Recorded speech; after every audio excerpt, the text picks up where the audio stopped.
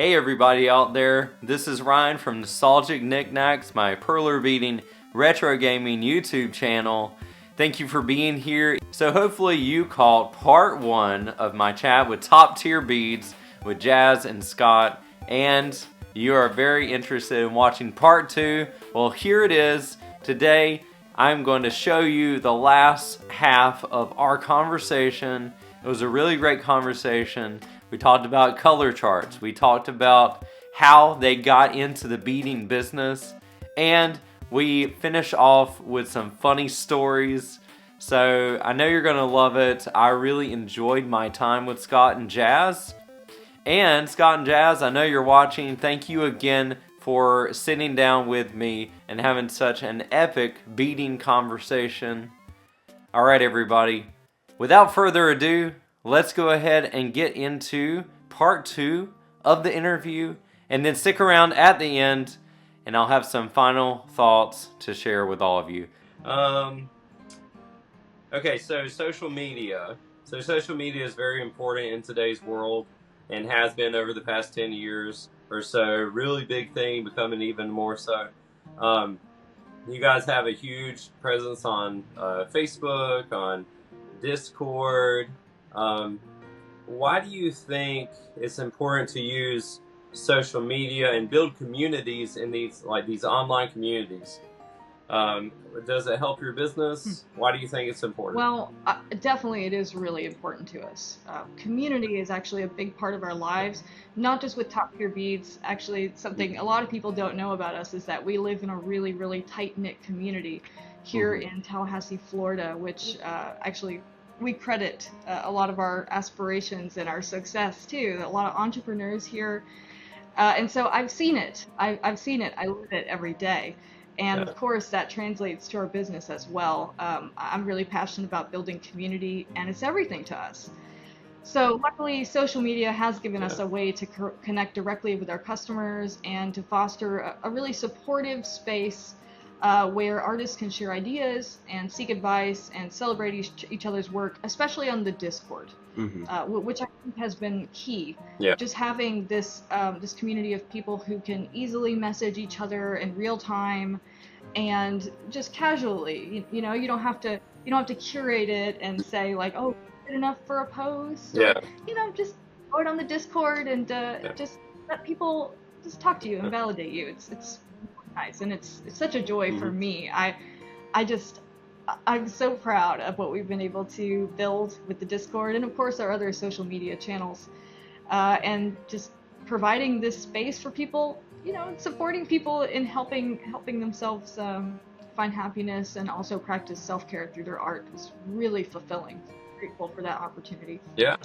Yeah, and it really is kind of a win-win for us both. You know, not only do we get to build this community, but it shows, as I mentioned, we really do this for the fused bead artists. So that means the more we can put our name out there, the more people can come to us and see what we're doing, what we're offering, and not just that, but we have so many artists that we work with and talk with on a daily basis, and you know, figure out their needs, figure out what their big ideas are, what are the ways we can build the whole fused bead art form, and you know, really at the end of the day, as Jasmine said, just community is everything. And so by building this community, we can give people an outlet and make people you know, become a part of something that's bigger than themselves. And that's really at the end of the day why we're doing this. You know, it's great that this business supports us, but really we come into work every day not for that, but really because we're passionate about it, and because we do have all these, you know, all these amazing people that rely on us to kind of support their passion, and it's really been amazing to build you know, to build this movement that is even bigger than ourselves. Yeah, that's great. And when you build that, you can look back and say, I built this. Yes, we all built right. together. Yes. But you really, but you gave people an outlet. You give people a place where they feel safe, they feel included, and that I mean, especially with the Discord, you're so encouraging, Jaz, with the Discord. I've seen it. you know, and you're genuine about it. It's not just, oh, that's good, that's good. No, I like that. This is why I like it. Giving, you know, feedback. As a teacher, I don't just have to give positive feedback, but I want to give positive feedback. I want to give good, detailed feedback and just encouragement. And I feel like you're doing that. Yeah, it's been so amazing too, just working with people like you, and also working with CandyPad. It's an amazing pattern creation app. Yes, shout out to the developer, Derek. Yes. You're awesome. Yay, Derek. You're awesome. Yes, love Sure. working with him. Awesome. Also love working with all our I'll influencers. have to, yeah, I'll have to chat with Derek. There you I'll go. have to Yeah. set up That's something your with next him. interview. That'd be Yeah, great. I I think mean, he Talk would. about you it. want to talk Absolutely. about building community. This guy really has that goal in mind too. He's actually recently launched some forums on Awesome. CandyPad, so people can post and talk about their patterns Good. and what they, what the outcome has been in terms of the art that's produced, and it's Yeah. just so cool. I'd love to see more about CandyPad out there in the World Wide Web. Very cool. Very cool. Well, great. So let's see. Okay, so future plans for Top Tier Beats. You've already talked about prototyping. You got your laboratory set up. You got all kinds of things you're cooking in the kitchen. How do you see the bead market evolving over the next 5 to 10 years? And what are your goals as a business? And you don't have to talk about any products you got cooking right now, of course. You want to save that till it's ready. But what are your goals as a business as you're looking forward? So I'd like to speak specifically to the evolution of fuse beads as an art form, and I'll let you handle the business portion of it, as we so often do. So I really, especially, I've observed over many years now the evolution of fuse bead art as this artistic medium. I've really come to view fuse beads as more or less the same type of material as, say, clay or yarn or paint. It's just one more medium that you can use to express yourself and create something you're proud of. So I also feel like it is just a really accessible form of self-care, right? And just a hobby that brings relaxation and joy. And so I do feel like it's coming more into the public zeitgeist, maybe having even a resurgence, right, from what to think of it as, like back in the 80s, as like more of a children's art kind of thing. And to see real artists making just gigantic pieces and big 3D pieces, and it blows my mind, and it makes me really excited for the future of fuse beads. Yeah, and I agree completely. I think that it's coming into its own more and more as an art form. I mean, this medium has only been around since, I believe, the 60s, and I know you did a whole video on that, Ryan, kind of the history of that, so y'all check that out if you want to know about the history of fuse beads. That was great. Yeah, I learned a lot in making that video. I said, wow, had no idea it was around so long. And we learned some stuff too, so that was really cool. Yeah.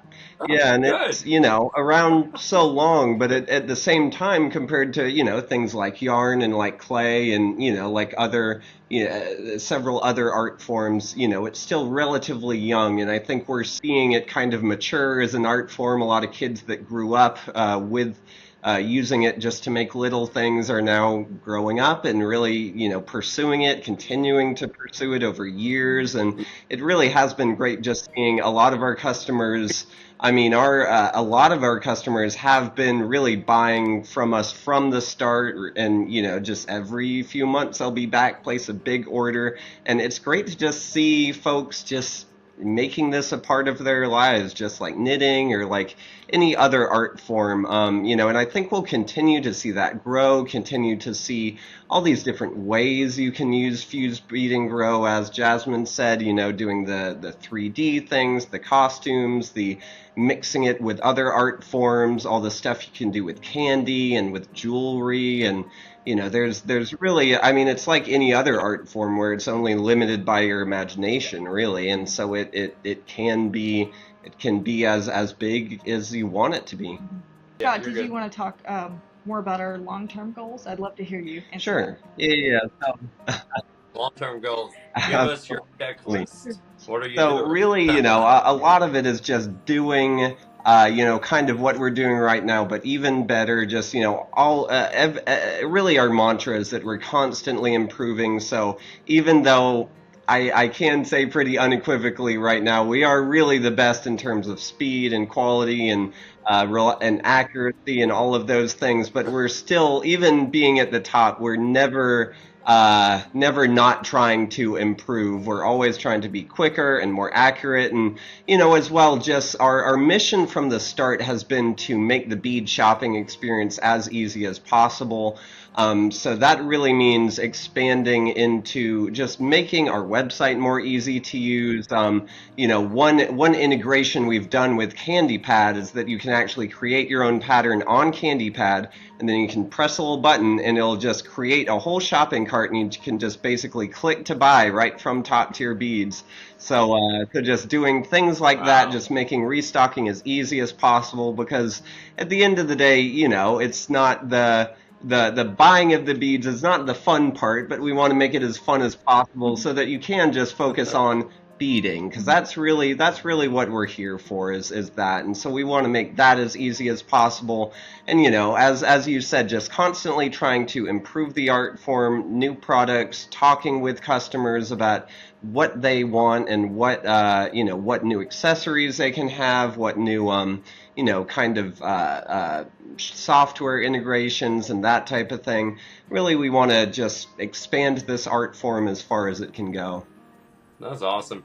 I was thinking about how culture really influences this art form, which I guess if you think about, most art forms are influenced by culture.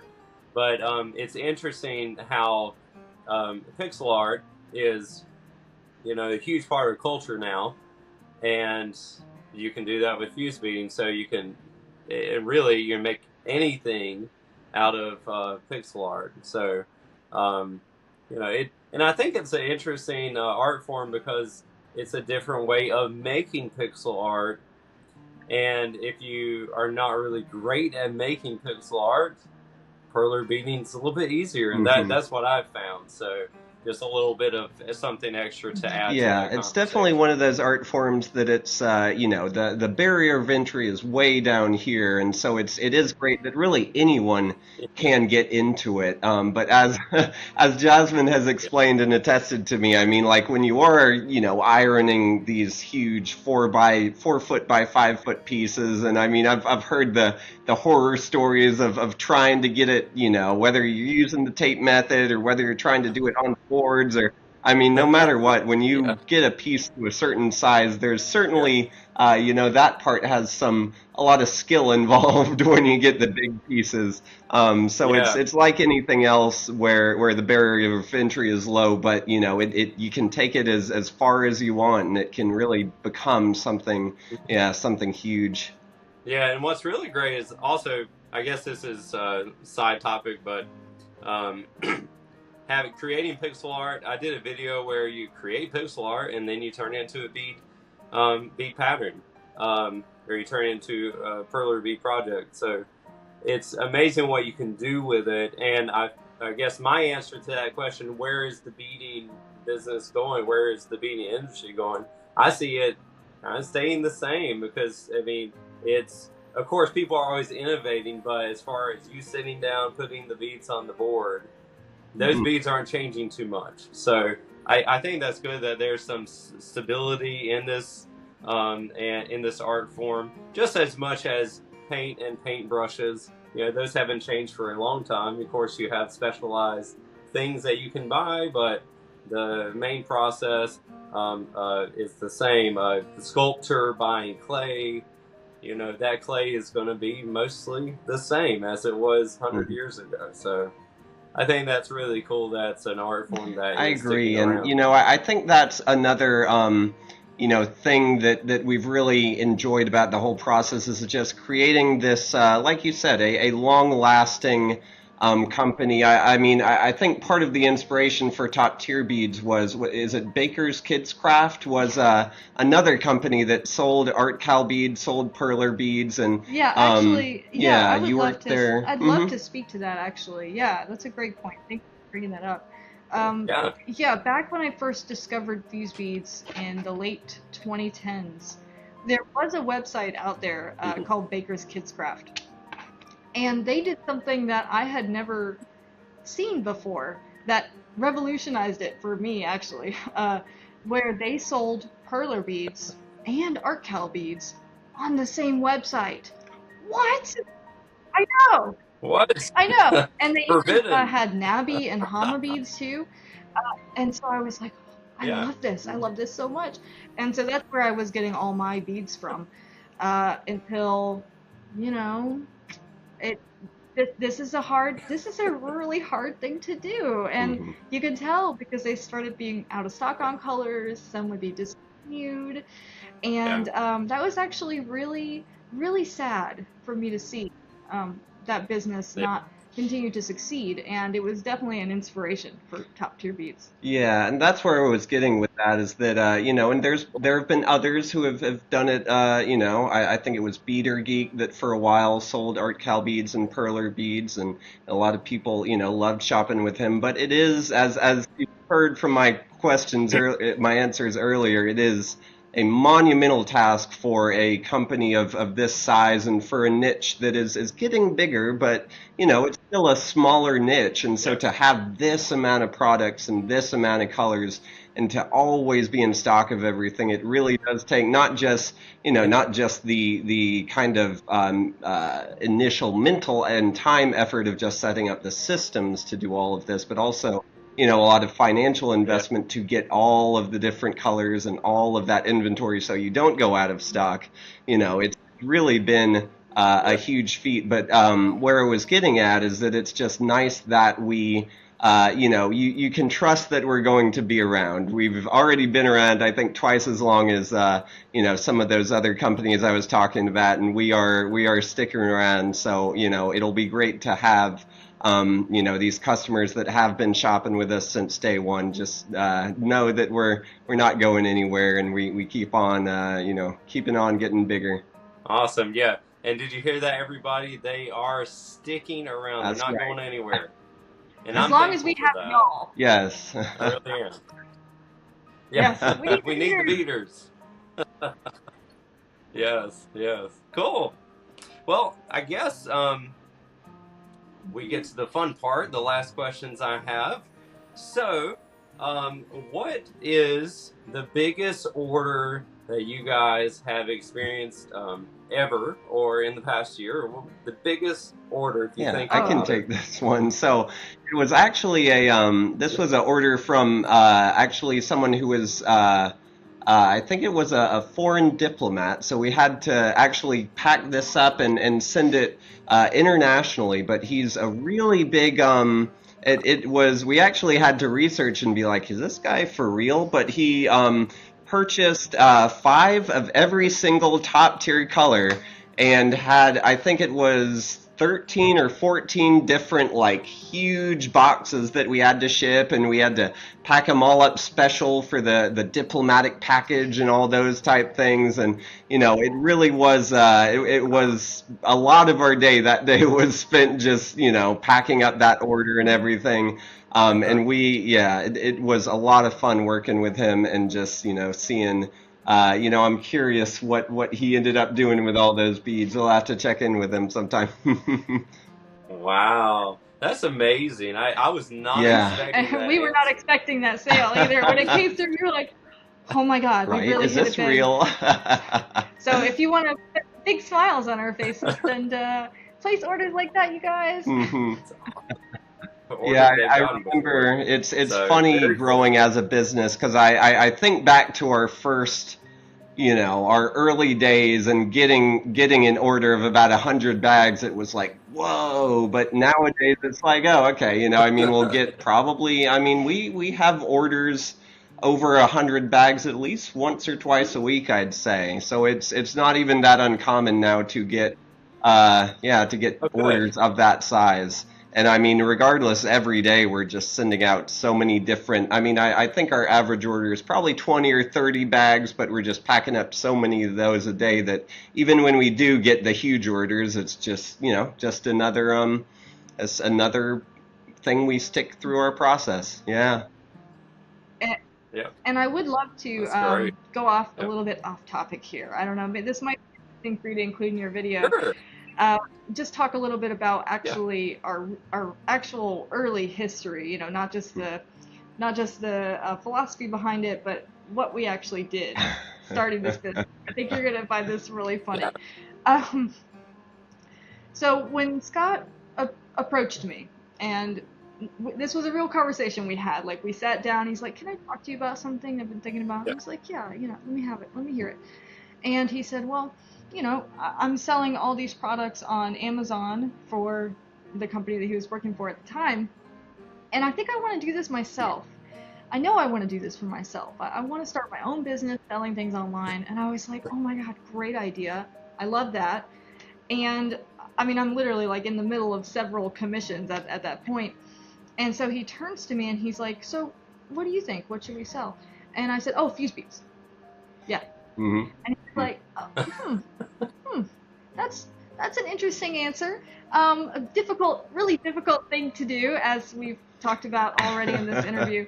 It's a terrible idea. We can never do it. Here's all the reasons you can't do it, and here's all the reasons why all those other people have stopped doing it. But here we are. We found a way. I wasn't going to say it, but yes, that's accurate. Yes. And I was like, "Please, can we? I know people will buy our beads. I know there's a market for this. I've been there. I've experienced the frustration of trying to buy beads online, and it's just not a good experience. I know people want this. Please, Scott." And so you're like, "Okay, we can try. I'll figure out a way." And so we'll give it a test drive, right? Mm-hmm. And so what we actually did in reality is we bought beads just retail from Perler on their website. We just bought beads like anybody would, and then cut them open. Yeah. And then we actually sold them in very small quantities. I think it was 250 or 300. Yeah. We played with a couple different quantities, and we sold them on Etsy for $1 per bag, per little bag of beads. And Scott was like, "Okay, if people buy these, then I'll consider it." And so I was like, "I can do this," because I already had an Etsy store at the time. And so we started selling these bags, and actually, to our somewhat surprise, people really loved it. And we started selling a bunch of these little bags of beads, and people would leave us reviews and be like, "Oh my gosh, this is perfect. I love having them in these smaller quantities so I can just try colors." Gosh, this makes me want to go back to that, actually. You see this? So anyway, all right, well, doing it again. A little nervous laughter there. And so, and so we did that, and then eventually it was like, okay, well, I mean, maybe now we'll just try selling the whole 1,000-pack bags on Etsy.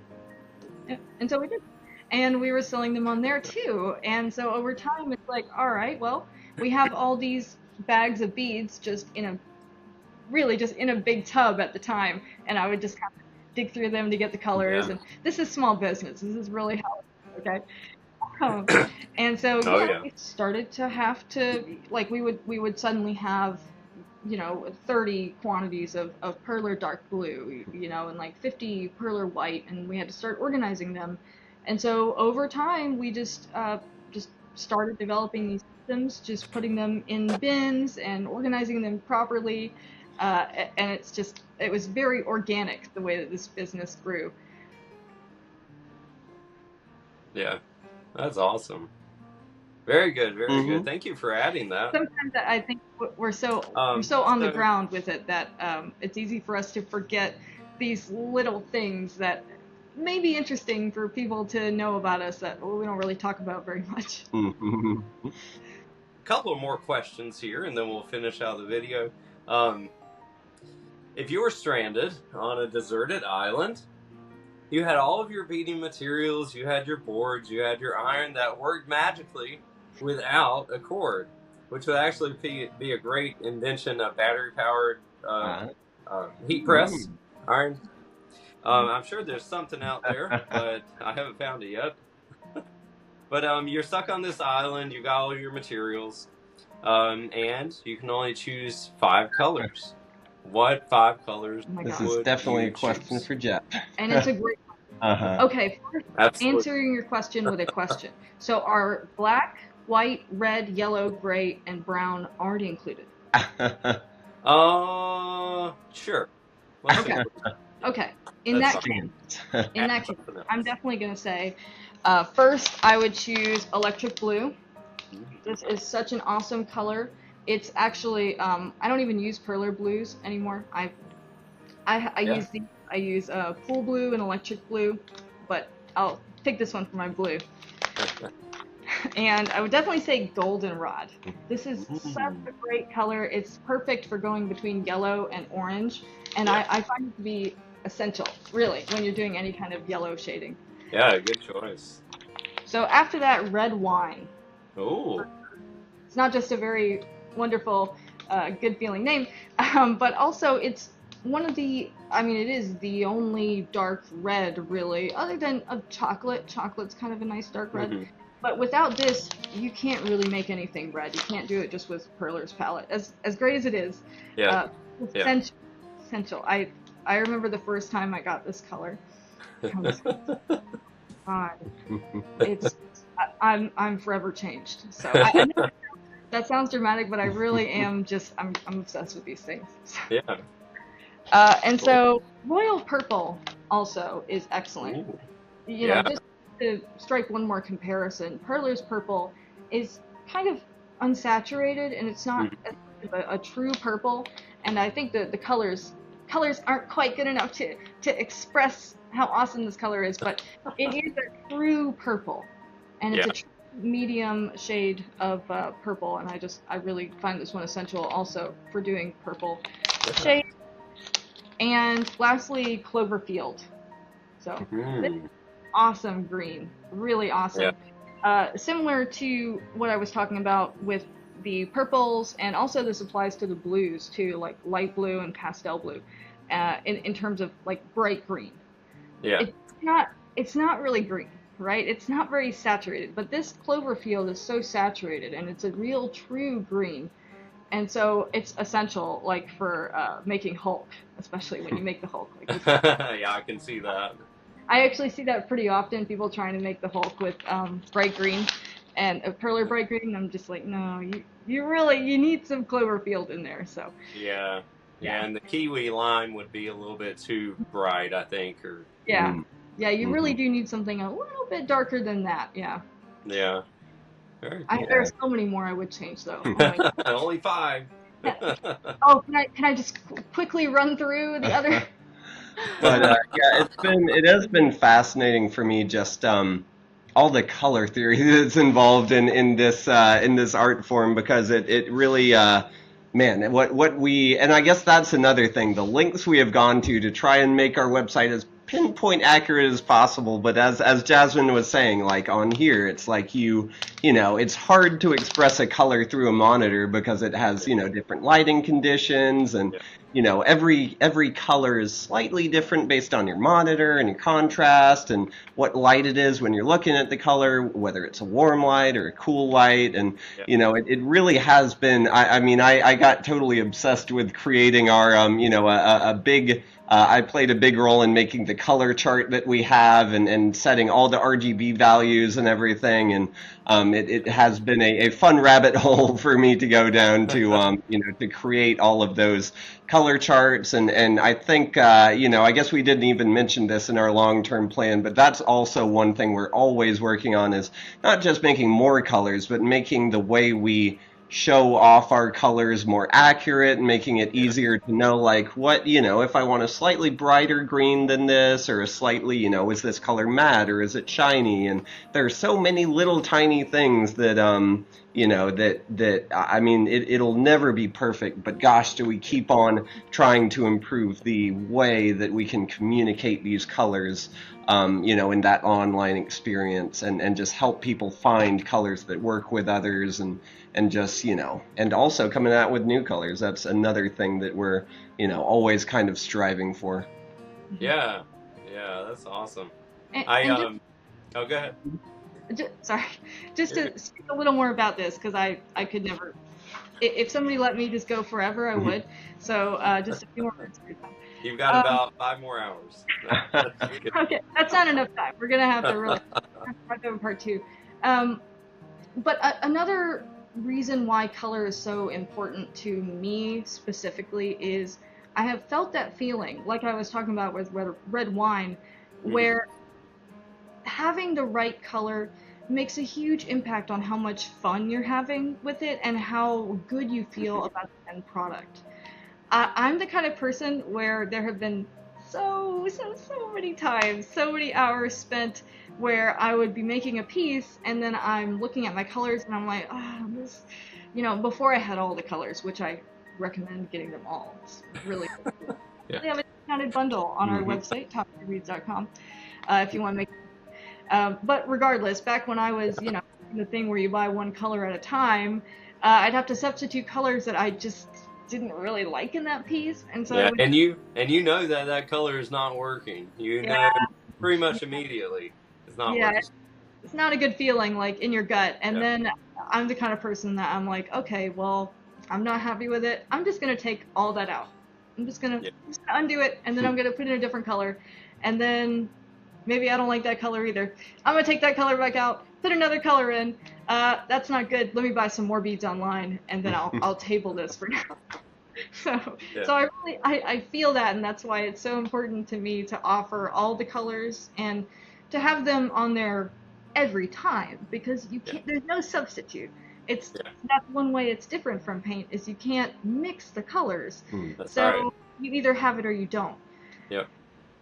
And that was, I think that was also a big, I think one of the things that really set your fuse bead art apart from all the others was just the attention you paid to colors and color matching. A lot of, I think CandyPad does a great job of it, but, there are some other apps that just, if you just plop a picture in, it'll just, the color matching isn't perfect, and unless you really finagle with it, it can turn out looking just not as good as it could. But yeah, if you really work on finding the right shade and have exactly, the right, it really takes a trained eye, and I think that, that was why your customers came back to you, is because we're just so good at that blending and the color matching on your pieces. Thank you. Yeah.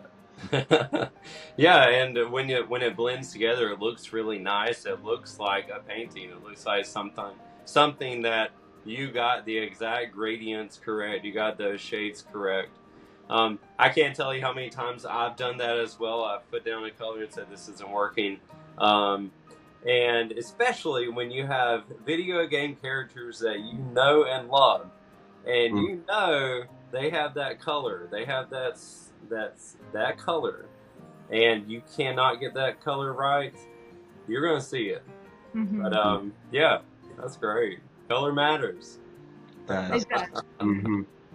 Very cool. So one more question.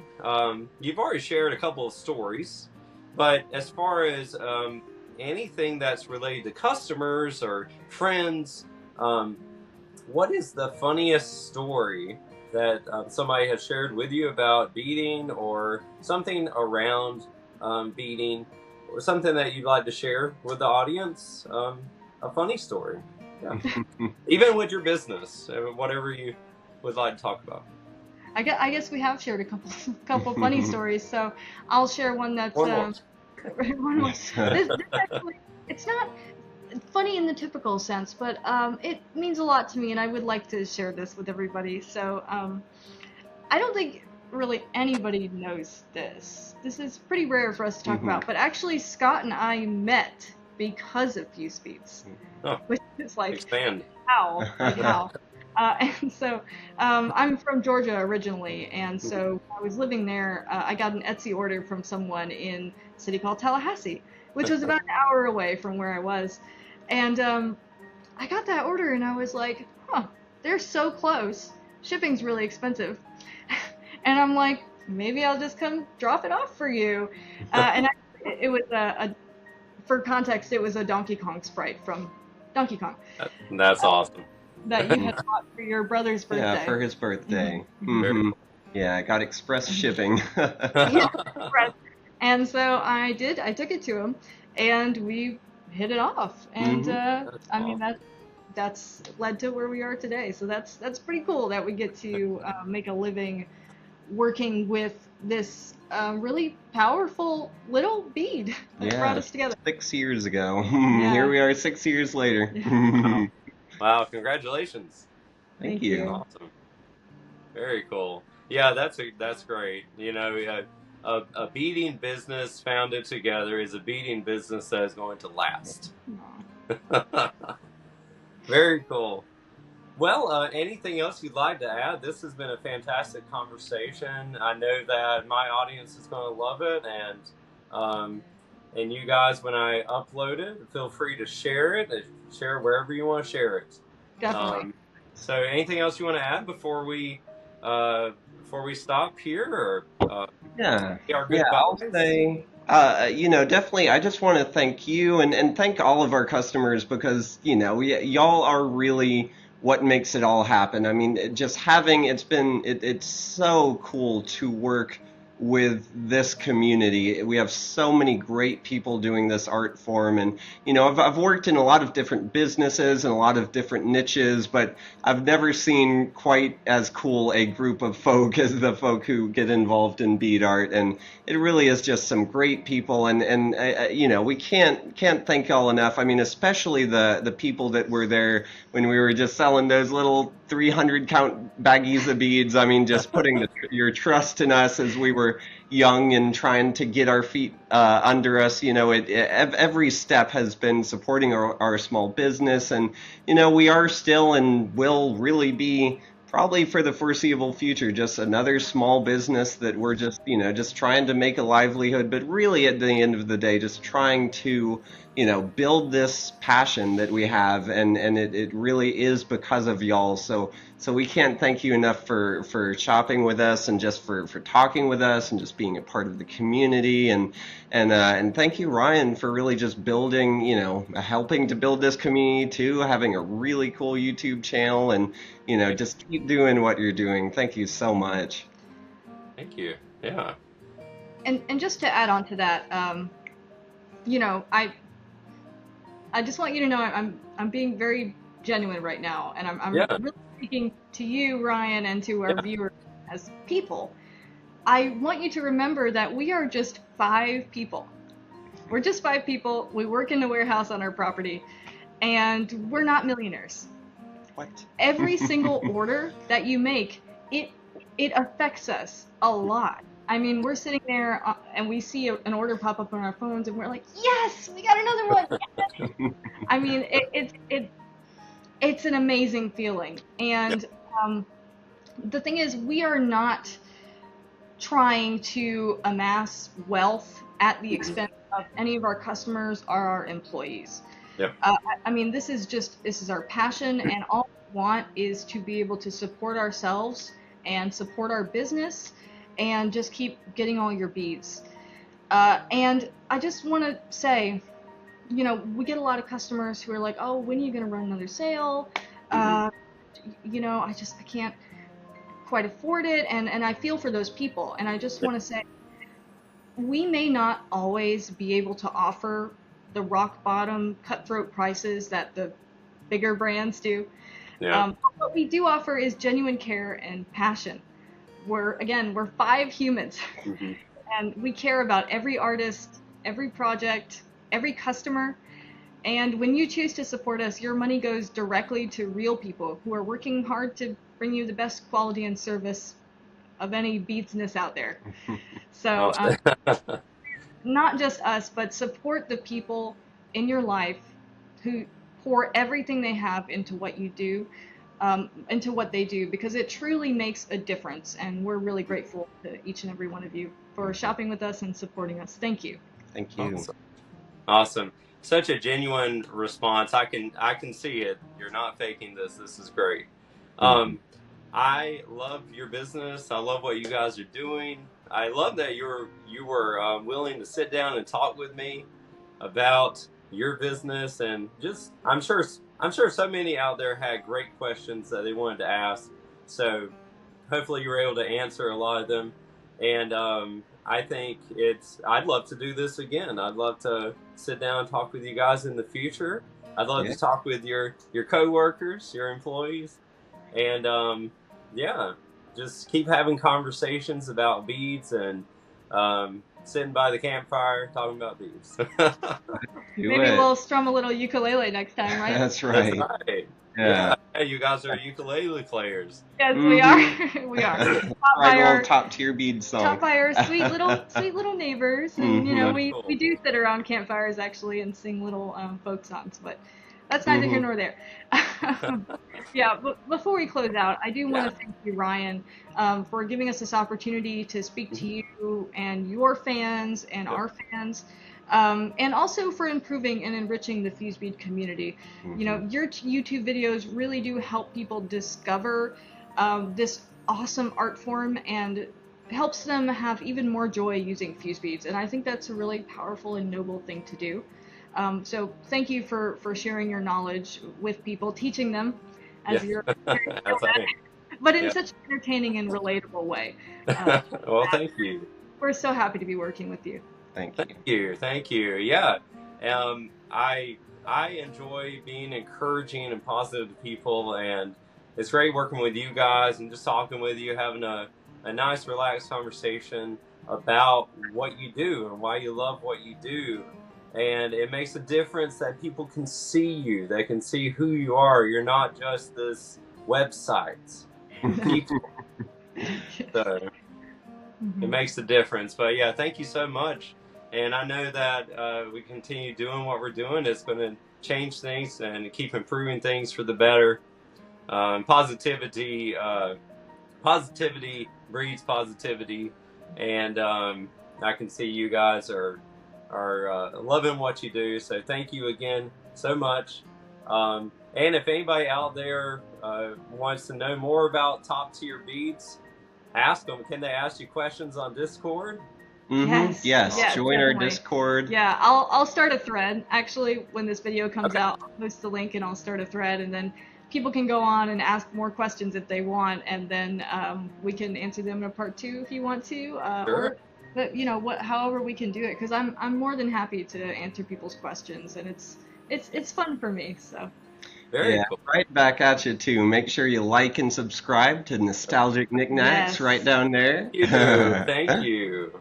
I appreciate that. I was also going to say before we close out, I would maybe I can make it work at some point. We have family in Florida, so I'd love to be able one day, maybe next year, come down, take a tour of your warehouse, talk with you guys in person. That'd be awesome. Yeah, have another interview in person. I would love that. Yeah. You're welcome anytime. Oh my God, that actually would be really fun. Let's keep that conversation going. Very good. Absolutely. Very good. Well, okay. Well, everybody out there watching, TopTierBeads is going to go and do what they do best. So we will talk to you again soon, and have a great day. And say goodbye to the audience. Bye, y'all. Thank you. Thank you so much for a great conversation. So I just want to take a moment to share a few final thoughts on my chat with TopTierBeads. I think they were such great people to talk to. I think it was an excellent conversation about creativity, encouragement, community, inspiration, and it was amazing inspiration to me just hearing what they had to say as far as how they got into business and what drives them daily to continue to build community, to continue to be inspired. And I know all of you out there do some great work in inspiring the people at TopTierBeads. All right, everybody. So that is the end of my chat with TopTierBeads. If you stuck around for the whole interview, thank you so much. Make sure to like this video and like part 1 if you forgot to do that. Also, if you're not subscribed to my YouTube channel, I want to bring more conversations with beading experts around the world. So whenever that comes my way, I'd love to bring it to you. So make sure to subscribe, not only for that, but also how-to beading videos, especially from all of my favorite sprites and all of my favorite video games. Thank you, TopTierBeads, for sitting down with me. Once again, I appreciate it. And I'd love to sit down with you again in the future. Also, don't hesitate to reach out to Jaz on the Discord for TopTierBeads. She will answer any questions you have. That's all I have to say for today's video. Stay tuned soon because I am putting together a video for Dragon Quest III. I've got some retro sprites coming at you from that game to celebrate the release of Dragon Quest III, the remake, the HD 2D remake that's coming out. That's already came out as the filming of this video. So that will be coming up next week. Thank you all for being here. I pray that you have a fantastic day. And until next time, happy beading.